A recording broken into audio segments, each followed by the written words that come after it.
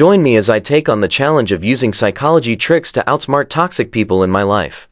Dealing with toxic people can be incredibly draining.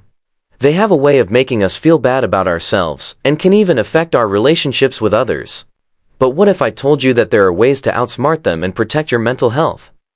Toxic individuals can be masters of manipulation.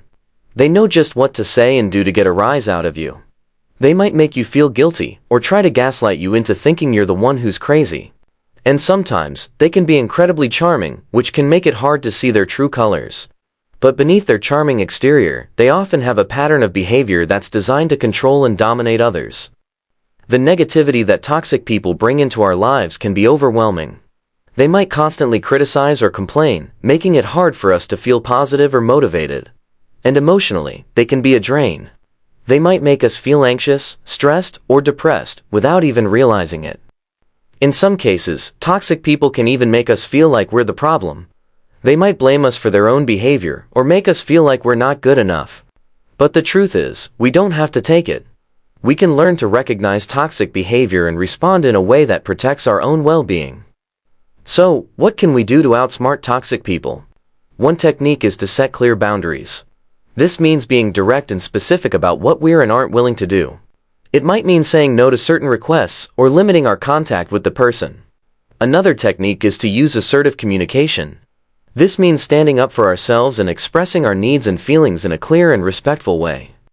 Using gray rock technique can also help, where you remain neutral and unemotional when interacting with a toxic person. This can help to de-escalate conflicts and make it harder for them to manipulate you. Practicing empathy without taking on their emotions is another technique, understanding where they're coming from without letting their feelings become yours. The most powerful technique of all, however, is something called emotional detachment.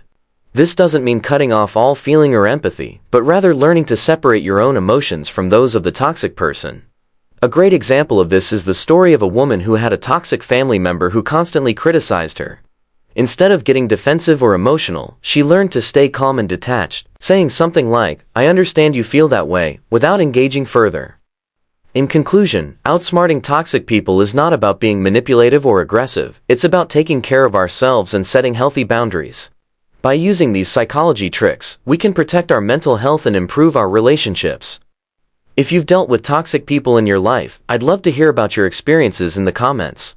And if you're looking for more self-improvement strategies, be sure to check out my video on building healthy habits.